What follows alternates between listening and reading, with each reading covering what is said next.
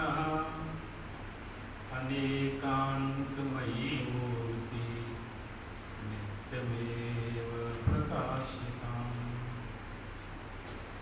नमः श्रीवर्धमानाय निर्धूतकलिलात्मने सालोकानां त्रिलोकानां यद्विद्यादर्पणायते यद्विद्यादर्पणायते। मोक्षमार्गस्य नेतारं वेत्तारं कर्मभूभृतां ज्ञातारं विश्वतत्त्वानां वन्दे तद्गुणलब्धये वन्दे तद्गुणलब्धये। बोलिए देवादिदेवादिनाथ भगवान की जय। 10 लक्षण महापर्व की जय।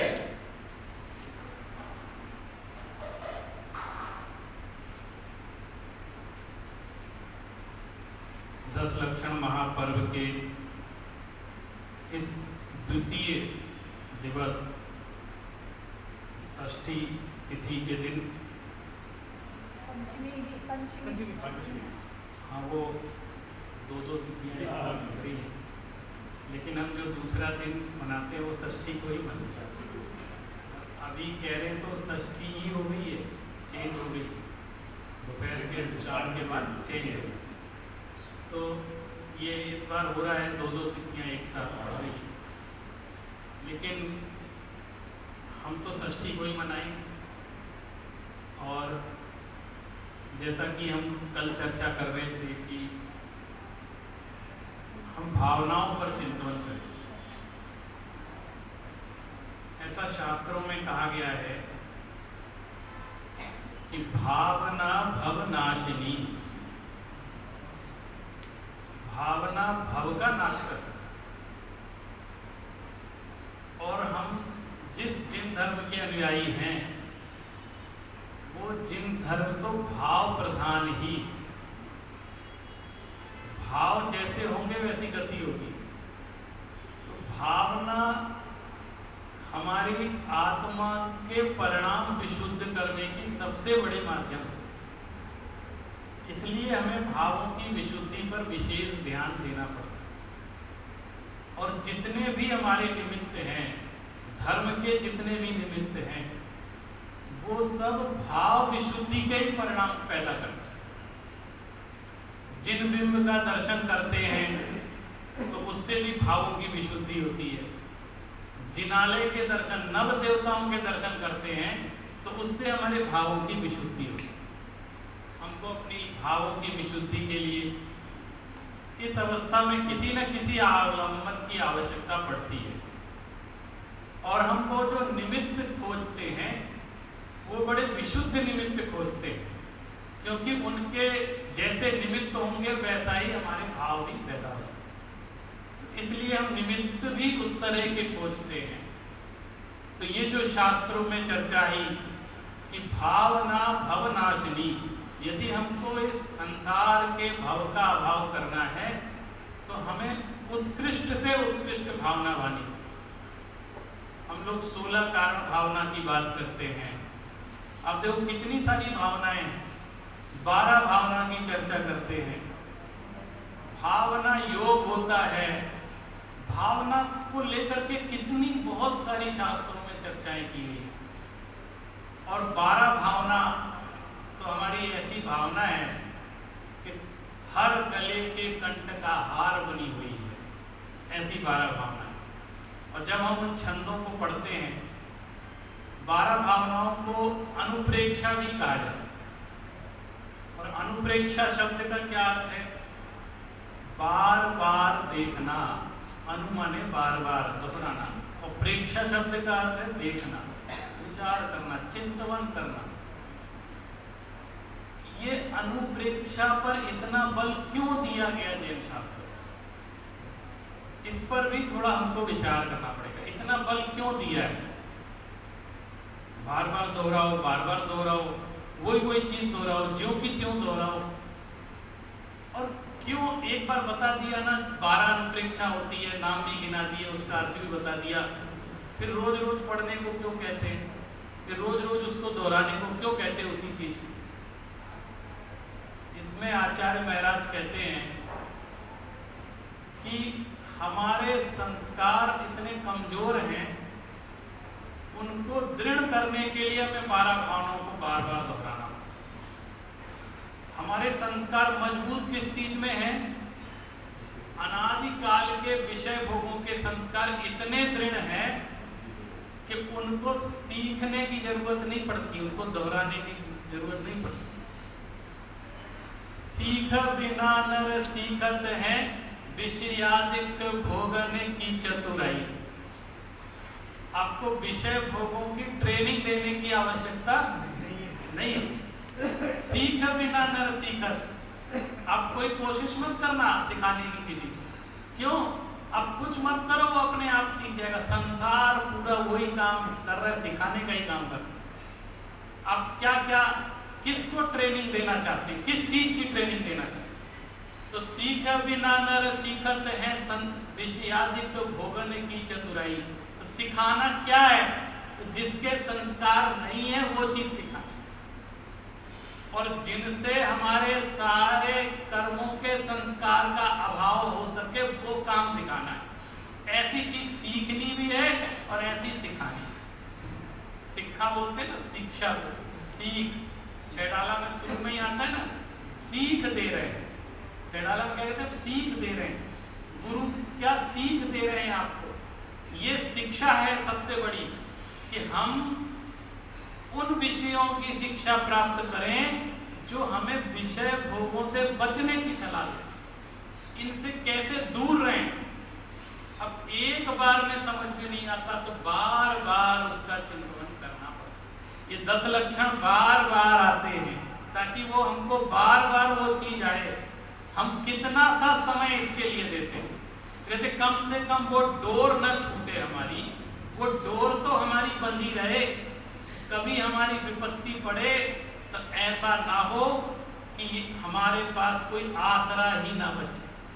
तो ये डोर अगर जुड़ी रहेगी तो ऐसी विपत्ति के क्षण में भी हमारे पास एक संभावना बची रहेगी कि हम धर्म की शरण को प्राप्त कर सकते। इसलिए ये बार बार चिंतन करने की बात है। दोनों ही बातें हैं। उन्होंने कहा भावना भवनाशिनी, फिर ये भी कहते हैं भावना भववर्धिनी। भावना ही भव को बढ़ा भी देती है, इस संसार को बढ़ा भी देती है, संसार का नाश भी कर देती है। तो भावना कौन सी कर रहे हैं इस बात पर डिपेंड करता है। इस बात पर ये चीज लागू होती है कि कैसी भावना कर रहे हैं। अगर बैर की भावना कर रहे हैं तो वो अनंतानुबंधी बैर बढ़ रहा है, बढ़ता चला जाएगा, तो कोई संभावना नहीं है भाव खत्म हो। और वहीं अगर हम 16 कारण भावनाएं भा रहे हैं तो तीर्थंकर प्रकृति का बंध भी हो सकता है। तीर्थंकर जितने हुए बोले 16 कारण भावनाओं के कारण तीर्थंकर प्रकृति। तो भावना ही भाव को घटा रही है, भाव का नाश भी कर रही है, और भावना ही भाव को बढ़ाने वाली भी। हम छैडाला की जो हमारी 5वीं ढाल है उधर से अपनी बात प्रारंभ करते हैं कि उन्होंने भावनाओं का चिंतन कितना महत्वपूर्ण माना। और आप ये समझिए शायद ही कोई ऐसे आचार्य होंगे, शायद ही कोई ऐसे मुनिराज होंगे, और शायद ही कोई ऐसे कवि होंगे जिन्होंने 12 भावनाओं पर छंद न लिखे। अगर उसके अंदर कवित्व शक्ति है तो वो उसका मन करता है कि मैं 12 भावनाओं पे जरूर। इसलिए 12 भावनाओं पे बहुत सारे छंद पहले भी हमारे आचार्यों ने लिखे हैं, संस्कृत में लिखे हैं, प्राकृत में लिखे हैं, ग्रंथों में लिखा है। कोई ग्रंथ लिख रहे हो उसमें 12 भावना का एक चैप्टर जरूर आ जाता है। आप खोजेंगे देखेंगे 12 भावनाओं के बारे में जरूर आता है। तो बार बार चिंतन करना, गृहस्थों को ही नहीं मुनियों को भी बार बार चिंतन करने, उनका स्तर थोड़ा ऊपर होता है चिंतन करने का। हमारा अपनी भूमिका के अनुसार चिंतन होता है, लेकिन चिंतन वही होता है। और उसी के विषय पर चिंतन करते हैं, बार बार विचार करते हैं। इस अनुप्रेक्षा और 12 भावनाओं को या अनुप्रेक्षा को हमने इतनी गंभीरता से नहीं लिया, लेकिन इसकी जो टेक्निक है उसको हमारे एडवर्टाइजमेंट वालों ने जल्दी पकड़ लिया। वो क्या करते हैं, वो कहते हैं किसी को पसंद आए नहीं आए, आप तो सुनाते रहो, वही चीज बार बार दिखाते रहो, रिपीट करते रहो। माने उसके अंदर इतना भर दो दिमाग के अंदर वो संस्कार। अब एक कार्यक्रम देखो, चेंज करो, 10 चैनल चेंज करो, कहीं रेडियो खोल लो, कहीं कुछ, वही बातें, वही छंद दोहराते रहो। आपको कभी खोल कर वो शब्द पढ़ने की आवश्यकता नहीं है। जाने कितने विज्ञापनों के जो गाने हैं वो बच्चों को याद है, बिना याद किए याद। क्यों? क्योंकि रिपीटिशन, वही चीज दोहराते रहो। माने वो ये चाहते हम आपके दिलो दिमाग में वो चीज इतनी बसा दें कि आप कहीं भी जाओ तो आपको वही दिखाई। हमारा माल बिकना चाहिए तो आप कहीं जाओ आपके मुंह से वही निकले, आप दुकानदार से वही मांगो, माने दिलो दिमाग में। और आप मना करो, छोड़ दो, नहीं देखो, तो भी देखना पड़े, तो भी सुनना पड़ेगा, इतना ज्यादा रिपीट करते हैं। आप देखो कितना फर्क पड़ जाता है अनुप्रेक्षा करने से। इसीलिए इन अनुप्रेक्षाओं का चिंतन किया जाता है, उसको बार बार दोहराते रहो, सोचते रहो, विचार करते रहो। जब धीरे धीरे विचार करते उसके संस्कार हमारी आत्मा में इतने अधिक दृढ़ हो जाएंगे कि कभी भी अवसर पाकर के हम उसका चिंतन कर सकते हैं और वो भाव हमारे अंदर निरंतर बने रहेंगे। इसलिए उसकी आवश्यकता पड़ती है, तो उसको बार बार दोहराने के लिए कहा जाता है। हमारे 6 डाला एक ऐसा ग्रंथ है कि जो पूरी जैन समाज में सबसे ज्यादा प्रसिद्ध है। जैसे हिंदू समाज में रामचरितमानस की चौपाइयाँ प्रसिद्ध हैं, गांव-गांव में उनकी चौपाइयाँ गाई जाती हैं, लोगों के कंठ में रामायण बसी है। वैसे ही 6 डाला एक ऐसा ग्रंथ है कि जितनी बार पढ़ो उतनी बार नया लगता। जब पढ़ो अरे लगता है इस बार नई बात आ गई, इस बार वही ग्रंथ है, लेकिन जब पढ़ते हैं तब लगता है इस बार नई बात आ गई। तो ऐसा लगता है। तो उसकी जो 5वीं ढाल है, चूंकि वो भावनाओं से संबंधित है, तो हम लोग उसी ढाल के आधार पर तत्व का, भावनाओं का और प्रत्येक दिन प्रत्येक धर्म का चिंतन करेंगे। सारी चीजें आपस में एक दूसरे से जुड़ी हुई हैं। देखिए हम पहला छंद पढ़ते हैं। मुनि सकल बड़ी व्रत भागी, भव भोगन ते बैरागी, बैराग्य पावन माही, चिंते अनुप्रेक्षा भाई। हे भव्य जीव, मुनि सकल व्रती बड़ भागी, मुनिराजों के लिए कह रहे हैं, जिन्होंने सकल व्रतों को धारण किया है, महाव्रतों को धारण किया है, ऐसे महाभाग्यशाली जो मुनिराज हैं। और वो क्या है? भव भोगन ते बैराग, भाव से, भोगों से वो विरक्त हो चुके हैं, बैरागी हैं। उनके लिए भी 12 भावनाओं का चिंतन, ताकि उनका वैराग्य बढ़े। तो वैराग्य पावन माई, किसके लिए? वैराग्य की उत्पत्ति के लिए। और वो जो वैराग्य धारण किया है उसमें कहीं कमी नहीं आ जाए, उसमें स्थिरता बनी रहे, इसके उद्देश्य से वैराग्य की भावना कही जाती है। वैराग्य बढ़े, जितना है उतना बना रहे, और जिनके अंदर नहीं है उनके अंदर उपज जाए, उत्पन्न हो जाए, और जिनका है उनका स्थिर रहे और उससे ऊपर उनका वैराग्य निरंतर बढ़ता चला जाए। इसलिए चिंते अनुप्रेक्षा, इसलिए 12 भावनाओं का, अनुप्रेक्षाओं का हमें निरंतर चिंतन करते रहना चाहिए। अब इन भावनाओं का फल क्या है? हम चिंतन करें तो इससे हमको फायदा क्या होगा। ये भी लगभग प्रत्येक शास्त्र में हर चीज का फल भी बतलाया, क्योंकि फल की जानकारी ना हो तो लोगों की रुचि नहीं होती, वैसे क्या फल है, इससे क्या फायदा, तो फायदा भी बताना बहुत आवश्यक होता है। तो अगले छंद में वो कहते हैं, इन चिंतित सम सुख जागे, जिमी ज्वलन पावन के लागे, जब ही जिए आत्म जाने, तब ही जिए शिव सुख ठाने। बहुत महत्वपूर्ण बात इसमें कविवर दौलत राम जी कह रहे हैं, इन चिंतित समसुख जागे। और कैसा समसुख कैसे होता है, जैसे हवा के लगने से अग्नि जलने लग जाती है। जब कहीं आग कम पड़ी हो या नहीं हो तो ऐसे अग्नि हवा थोड़ी दे दो तो तेज हो जाती है। वैसे ही इन भावनाओं को चिंतन करने से समता रूपी सुख आत्मा में उत्पन्न होने लगता है। जब इनका चिंतन करते समता रूपी सुख जागने लग जाता है। और जब ही जिए आत्म जाने, तब ही जिए शिव सुख। और जब तक जैसे ही वो इस आत्मा को जानता है इन भावनाओं के माध्यम से, वैसे ही वो शिव सुख को भी जानने लग जाता है और शिव सुख को भी, मोक्ष के सुख को भी प्राप्त करने लग जाता है। तो हमारे यहाँ सबसे पहली भावना है वो है अनित्य की भावना। अनित्य की भावना का चिंतन क्यों जरूरी है, इस पर हम सभी को बहुत गंभीरता से विचार करना है।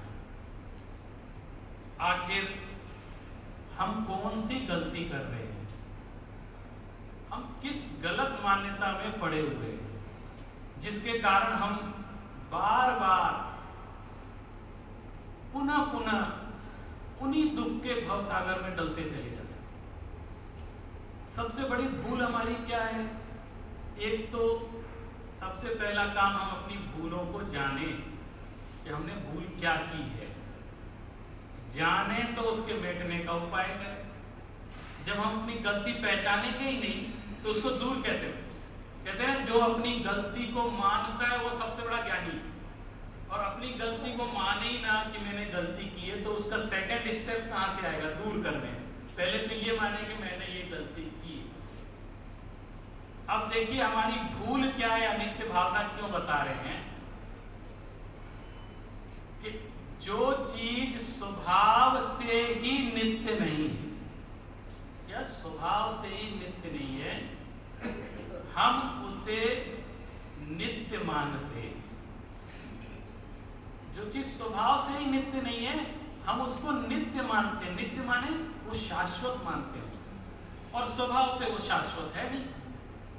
अरे मानते क्या, मानते तो हैं और नहीं हो तो हम उसको बनाना चाहते हैं, शाश्वत उसको बनाना चाहते हैं। हमारी कोशिश कितनी, अब देखो कितनी हिम्मत है हमारे अंदर कि जो चीज शाश्वत नहीं है उसको हम शाश्वत बनाना चाहते हैं। एक संकल्प शक्ति देखो, इच्छा शक्ति।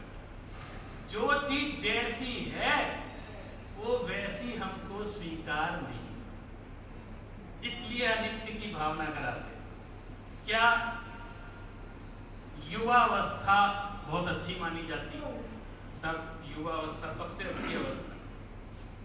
अब वो युवावस्था प्राप्त होते ही ऐसा लगने लगता है कि ये नित्य बनी रहे, तो लगता है ना, अरे ऐसे ही युवा रहें, ऐसे ही बिल्कुल सुंदर लगते रहें तो कितना बढ़िया।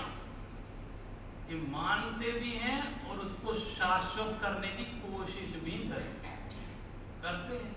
क्यों? ये जवानी सबसे अच्छी चीज है, ये बिल्कुल बिल्कुल ऐसे ही, और उसके लिए कितने जतन करते हैं, कितने क्रीम पाउडर लगाते हैं, कितनी दवाई खाते हैं, और यहाँ तक कि वो कहीं वो पर्याय बदल नहीं जाए, क्योंकि पर्याय बहुत पसंद है। और पर्याय का तो स्वभाव है कि वो तो बदलेगी, नहीं तो पर्याय कैसी हो, द्रव्य ना हो जाए।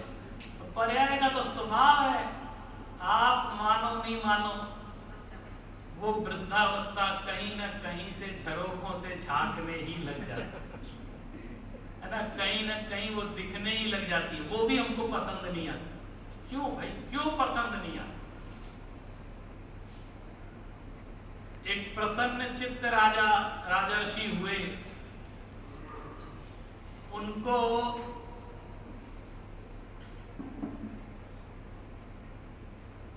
इस तरह शीशे में देखकर कंघी कर रहे थे, अपने बाल संवार, तो देखा ये काले काले बालों के बीच में से एक सफेद बाल, ये क्या? तो काले अच्छे लगते हैं, सफेद थोड़ी अच्छे। वो बाल बदल जाते हैं, काले से सफेद हो जाते हैं। इतना सा निमित्त मिला और वो व्यक्ति बैराग गया। इतना सा, अरे ये क्या बदल गया? हम तो इसको बहुत अच्छा मान रहे थे। माने उसकी क्षण, जीवन की क्षण भंगुरता का आभास ऐसे छोटे से निमित्त से उसको अनित्य की भावना तुरंत समझ में आ गई। ओहो, मैंने क्या कर लिया।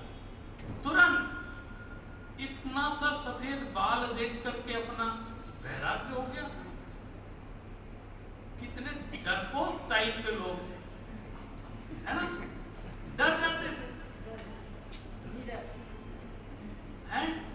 वो तो, और हम कितने महावीर हैं, ऐसे एक नहीं, पूरे के पूरे बाल सफेद हो जाएं तो भी उसको रंग रंग करके हम अपने राग की पूर्ति करते हैं। क्यों? हमको पसंद नहीं है कि बदल जाए, पसंद नहीं, उसकी टेंशन में रहते हैं, अरे ये कहीं थोड़ा सा सफेद नहीं दिख जाए। प्रकृति हमें दिखा रही है, कहीं पढ़ने की आवश्यकता नहीं, शास्त्र कहीं कुछ नहीं, दिख रहा है सामने, वो दिखा रही है, लेकिन हमको स्वीकार। और यही सबसे बड़ी भूल है कि जो है सो है, वो हमको पसंद है। आपने कभी आचार्य विशुद्ध सागर महाराज जी के प्रवचन सुने होंगे। वो एक शब्द हमेशा बोलते हैं, जो है सो है, जो है सो। उनका एक प्रकार से वो बार बार रिपीट होता है, जो है सो। क्यों? वो कहते अरे कुछ भी ज्ञान नहीं करना है। मैं आपको बता रहा हूँ, कई लोग सोचते हैं बहुत शास्त्र पढ़ना पड़ेगा साहब, सम्यक ज्ञान के लिए मुझे बहुत शास्त्र पढ़ने पड़ेंगे, सम्यक दर्शन प्राप्त करने के लिए कई कई मेहनत। अरे मैं कह रहा हूँ कुछ नहीं करना है। बहुत पढ़ के लोग कुछ नहीं कर पाए, बड़े बड़े पंडित हो गए लेकिन बैरागी नहीं हो पाए। बहुत शास्त्रों का ज्ञान हो गया, बहुत धुआंधार प्रवचन हो रहे हैं, पूरे के पूरे श्लोक याद हैं, लेकिन जहां के तहां है। क्यों? क्योंकि अंदर में वैराग्य उपावन माई वो नहीं हुआ, बैरागी नहीं हुए, अंदर से विरक्त नहीं हुए, छूटे नहीं, दृष्टि बदली नहीं। और जिनकी बदलनी थी वो एक सफेद बाल देख करके बदल। और मैं तो आपसे कहता हूं कि वो सफेद बाल, फिर पूरे बाल सफेद हुए, पूरे बाल सफेद हुए तो उसको रंग लिए। अरे इतने तक भी चलो मान लिया कि ठीक है साहब, ढंग से रहना जरूरी है, इसलिए मान लिया। लेकिन ये पूरा चमन उजड़ जाता है तो भी वो बिग लगा लगा करके राग की पूर्ति करो। क्यों? स्वीकार नहीं है कि ये क्यों हो रहा है, और वो ही सबसे बड़ी टेंशन का कारण। हमको जो प्रकृति सिखा रही है वो सीखना नहीं है, जो हमारे सामने दृश्य उपस्थित हो रहे हैं उनको देखना नहीं चाहते। ये किस कारण से हो रहा है? मोह की महिमा की, इतना तीव्र मोह भरा है, हमको वो चीज स्वीकार ही नहीं, इसलिए वो अनित्य की भावना बार बार करना चाहते। मैं आपसे बताऊं अनित्य की भावना क्या। अभी एक दिल्ली एयरपोर्ट से फ्लाइट उड़े और दुर्भाग्य से वो कहीं क्रैश हो, और उसमें जो 200-500 लोग 400 लोग जो बैठे, पता चले कि साहब वो सभी काल कबलित हो। और उसके जस्ट बाद और भी फ्लाइटें उसमें चेक करना, एक में जगह नहीं मिलती, उसी रूट की फ्लाइट, टिकट नहीं मिलेगी, भीड़ जा रही है, अरे अभी तो एक्सीडेंट हुआ, लेकिन नहीं, हम तो शाश्वत, माने सामने देखते देखते भी भय नहीं लगता है। अभी 2-4 महीने की पहले की स्थितियां जो लोगों ने देखी हैं कि कोई अपने जन्मदिन की फोटो भी डाल दे तो डर लगता था कि कहीं ये भी तो नहीं चलेगा, क्योंकि इनकी इतनी भरमार हो गई थी, ऐसा घबरा के देखते थे, अरे ये भी अच्छा ये तो इनका जन्मदिन, ऐसा लगा। हाँ, कोई फोटो डाल दे तो डर लग रहा, अरे इनका भी।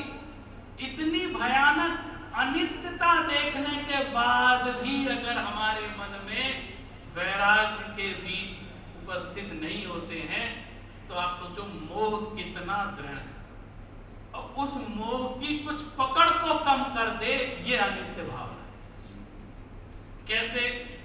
जो चीज क्षण क्षण में बदल रही है, हर क्षण बदल रही है, उससे कैसा राग है? जो चीज हर क्षण स्वभाव से परिवर्तनशील है, पर्याय स्वभाव से परिवर्तनशील है, हम उससे क्यों इतना राग जोड़े? जब हमको जो चीज बदलनी ही है, हमको पहले से मालूम है जो बदलनी है, तो उसको वैसे ही स्वीकार कर लें, तो इसमें क्या दिक्कत है? नहीं, हम अपनी वाणी में भी उसको सुधरने नहीं देते। किसी का जन्मदिन हो तो उसको बधाई देते हैं, तुम जियो हजारों साल, साल के दिन हो। पहली लाइन में भी संतोष नहीं है, तुम जियो हजारों साल। पता है कि 100 साल से ऊपर निकलना मुश्किल है, लेकिन तुम जियो हजारों साल, क्या है शाश्वत, हम उस पर्याय को हजारों साल तक रखना चाहते हैं। अच्छा, इतने में भी पहली लाइन में भी संतोष नहीं हुआ, फिर अब 365 हो गए तो कैसे काम? साल के दिन हो 1000, 50,000, साल के दिन हो 50,000, 1,00,000, 50,00,000, कुछ भी आप बढ़ा दो, क्या है? भावनाएं हैं तो कुछ भी कह सकते हैं। लेकिन अगर मैं किसी को आशीर्वाद दूं कि तू जिए सैकड़ों साल, या मैं किसी से कहूं तू जिए 100 साल, और साल के दिन हो 365, तो उसको अच्छा नहीं है। क्यों? क्या कह रहे? अरे जो चीज जैसी है वैसी स्वीकार क्यों नहीं? और सम्यक दर्शन और सम्यक ज्ञान तो एक ही, आप किसी शास्त्र में परिभाषा पढ़ लेना, एक ही, जो चीज जैसी है वैसी मानना ये सम्यक दर्शन है, और वैसा जानना ये सम्यक ज्ञान है। ये ऐसे ये जिंदा है, मान लो जिंदा है, ये मर गए तो जान लो मर गए, ऐसे उसको मरा जानना ही सम्यक ज्ञान है, उसको जिंदा जानना ही सम्यक ज्ञान है। मानना जानना इतना ही तो करना है, लेकिन वो इतना सा भी करना कितना कठिन हो जाता। इसलिए अनित्य भावना का चिंतन करने की आवश्यकता है। अनित्य भावना के बहुत सारे लक्षण हमारे शास्त्रों में, हमारे प्राचीन आचार्यों ने कई तरीके से सिखाए। हम उनको भी एक बार देखने का प्रयास करें कि कौन कौन सी बातें हमको बताना चाहते। हमारे 6 डाला में जो छंद आया है, जो वन गृह को धन नारी, हाय गय जने आज्ञाकारी, इंद्रिय भोग छिन थाई, सुर धनु चपला चपलाई। कभी इन छंदों का अर्थ समझ करके ऐसे अकेले में बैठ के इसको दोहरा, बार बार दोहरा, जितनी बार पढ़ सकते हो उतने ही तार कटेंगे हमारे, उतने ही कनेक्शन टूटेगा, उतने ही हमारे अंदर वैराग्य की भावना विकसित। अरे शेष समय में हो नहीं हो, जितनी देर पढ़ेंगे उतनी देर तो कम से कम चिंतन होता ही है। आप देखो, अपने काम धंधे छोड़ करके इस शास्त्र सभा में सुनने आ गए, ठीक है, अब मैं पूछो कहीं क्या लाभ, शास्त्र सुनने से क्या लाभ, मुझे तो कुछ समझ में नहीं आता है क्या लाभ है। अरे मैं पूछता हूँ, यहाँ नहीं आते तो क्या कर रहे होते आप ही? मान लो आप समय निकाल के आ गए, 1 घंटा सुना, इस 1 घंटे का क्या करते? तो वही लाभ है उन चीजों से बच। एक सबसे सस्ता लाभ तो ये है कि उतने राग द्वेष, उतने पाप पुण्य से हम बच। और फिर ऐसा नहीं है कि सुने तो कुछ फर्क नहीं पड़ता है, बहुत नहीं सही थोड़ा बहुत शुभ भाव तो होते हैं, शुभ परिणाम तो होते हैं, और कोई ना कोई नई बात समझ में तो आती है, तो फर्क तो पड़ता है। और वो जो फर्क पड़ता है, बूंद बूंद से सागर भर जाता है। एक दिन ऐसा होता है कि वही चीज हमारे कितने काम आने लग जाती है। आपको देखो, इसलिए भी बात बता रहा हूं, मैंने भावनाओं को इसलिए भी लिया है कि पिछले 2-4 महीनों में जो घटनाएं घटी हैं, सब लोग उससे पीड़ित हुए, और हम में से बहुत लोग ऐसे होंगे जो उससे ग्रसित भी हो गए। तो हम किसी तरह बच बचा के निकल आए। और वो उन दिनों की अगर कल्पना करें तो मैं किसी और का अनुभव क्या, अपना खुद का अनुभव बताऊं, सारा मैटर डिलीट हो गया। ये जो कहते हैं ना कि ये सोचना चाहिए, ऐसे समय में ये विचार करना चाहिए, ये उस समय सब डिलीट हो गया। यही काम नहीं कर रहा ढंग से। आपको तो ये भी क्या चिंतन करें, ऐसे लगे अब तो अब पर्याय पूरी हुई, अब पर्याय पूरी हुई। संलेखना ले लो, मन में समाधि मरण की भावना करो, न कुछ पढ़ पा रहे हैं न सुन पा रहे हैं, मंदिर अलग बंद कर दिए तो दर्शन नहीं कर सकते, सब बंद, और हालत ऐसी खराब, क्या सोचे क्या करें।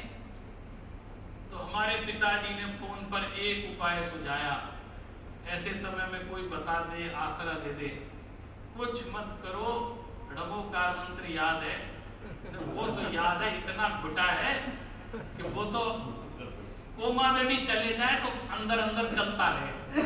क्यों? जन्म से इतना उसका संस्कार पड़ा हुआ। बोले बस सब कुछ छोड़ दो, जो सोच पा रहे हो सोच पा रहे हो, जो नहीं कुछ सिर्फ ढमोकार मंत्र में अजपा जब करो, चलने दो, अंदर ही अंदर उसको घुटने दो, सिर्फ वही आसरा होता है।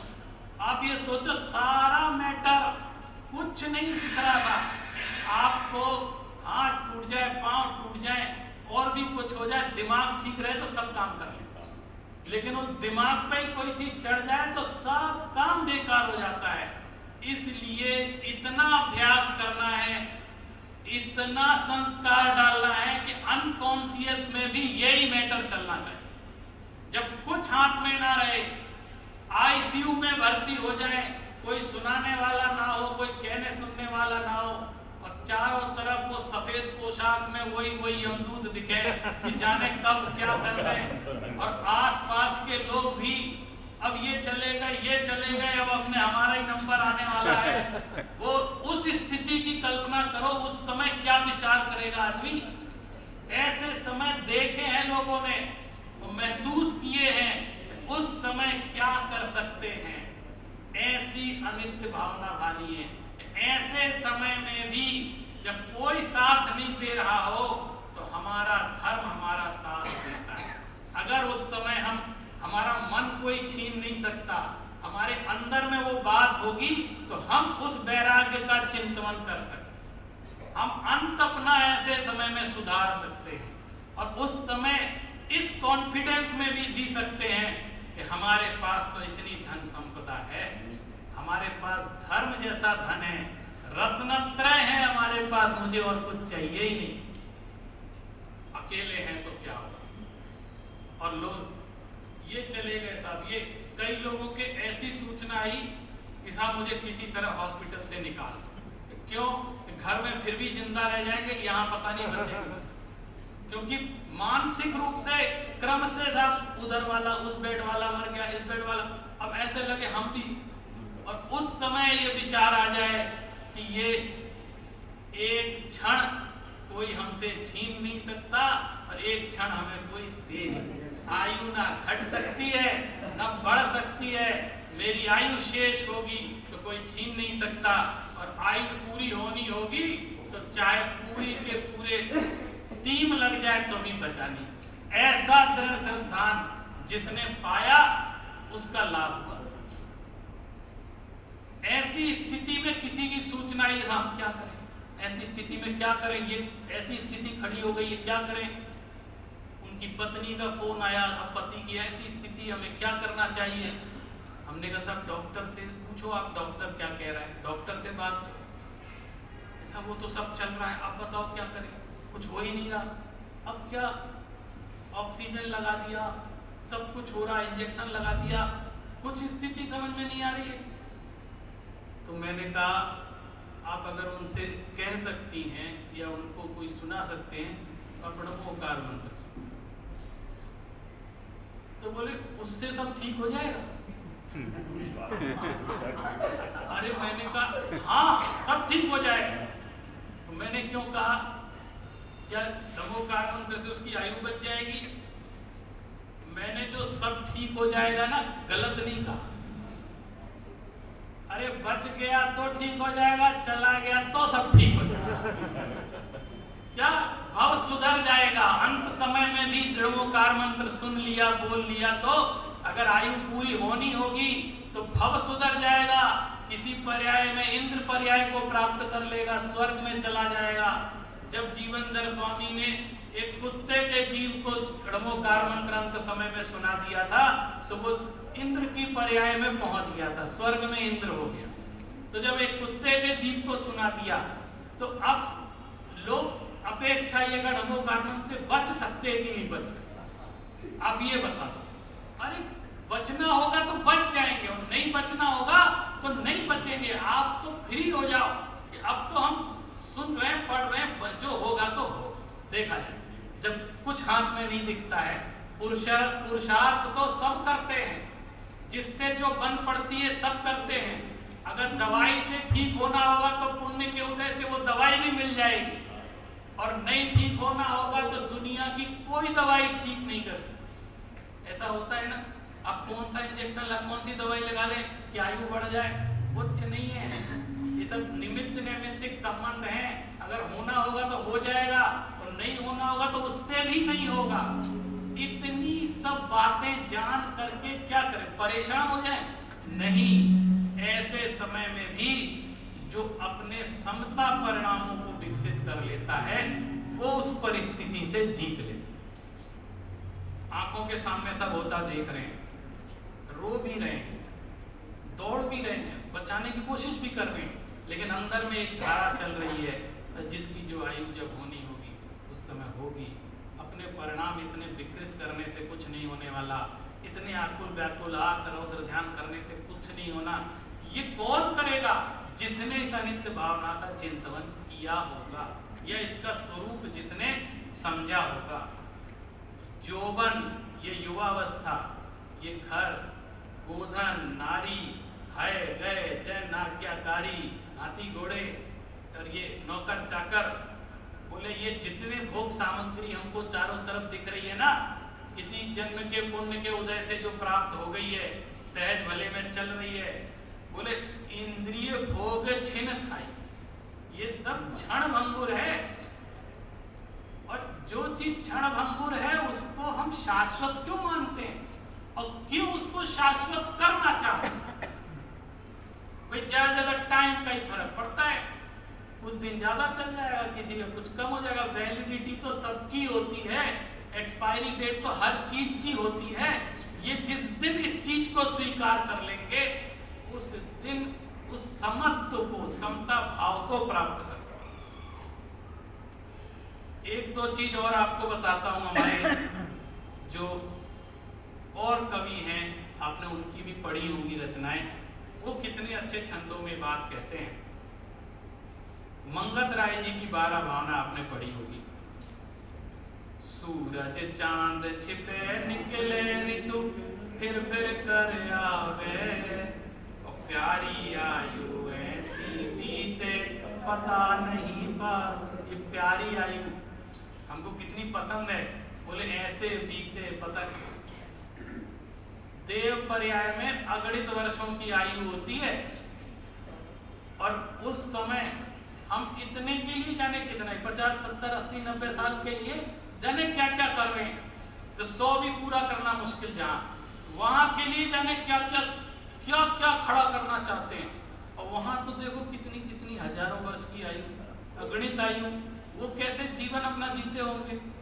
तो कह रहे अपनी प्यारी आयु ऐसी बीते पता नहीं पावे, पर्वत पतित नदी सरिता जल बहकर नहीं हटता, श्वास चलत यो घटे काठ जो आरे सो कटता। श्वास चल रही ना एक, अब ये आपने बहुत पुरानी कहावतें हैं, अकेले अपने धर्म में नहीं, हर जगह बोले जो श्वास के सिक्के है ना वो गिन गिन के मिले। जन्म होते ही थैली थमा दी तेरी इतनी सांसें हैं, है ना। अब वो एक एक सांस आज इतनी ले ली, आज इतनी ले ली, है ना, इतनी ले ली, इतनी ले ली, तो रोज लेते लेते वो क्या हो रही है, वो जो जमा धन है वो खत्म ही तो हो रहा है।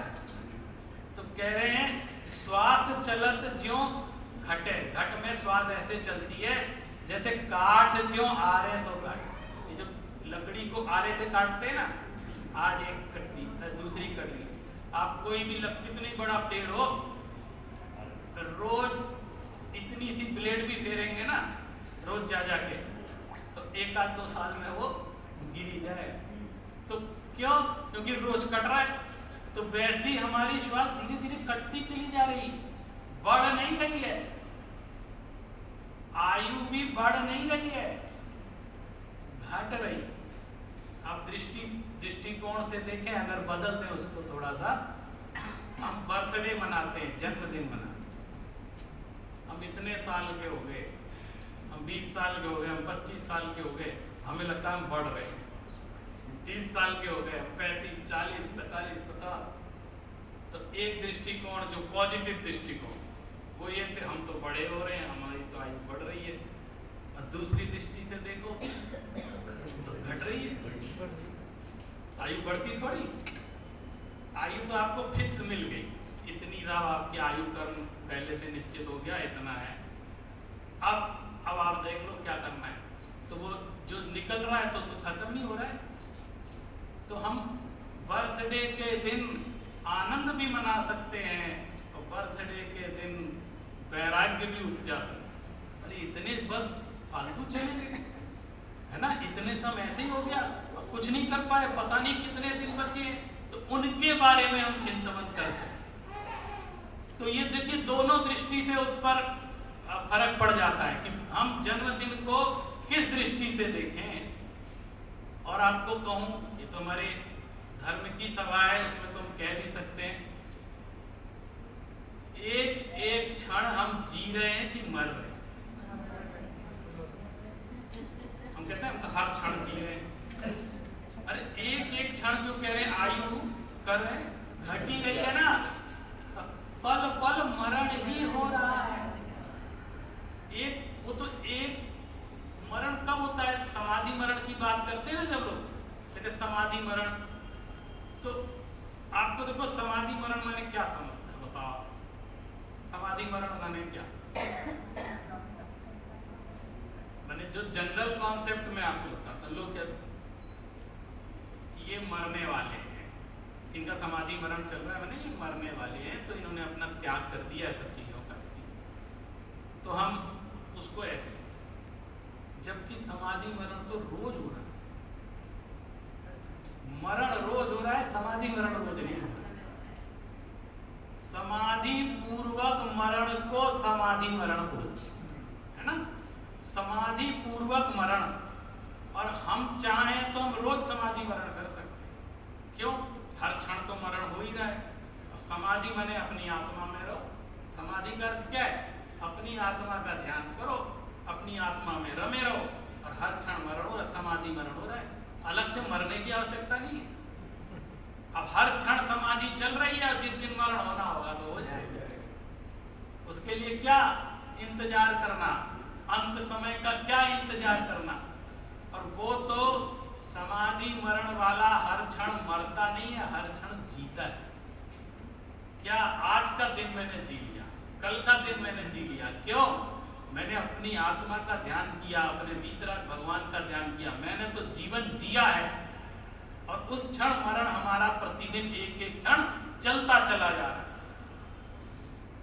ओस बूंद ज्यों गले धूप में वा अंजलि पानी, और छिन छिन यौवन छीन होते हैं, क्या समझे प्राणी। प्राणी क्या समझे? छिन छिन यौवन छीन हो,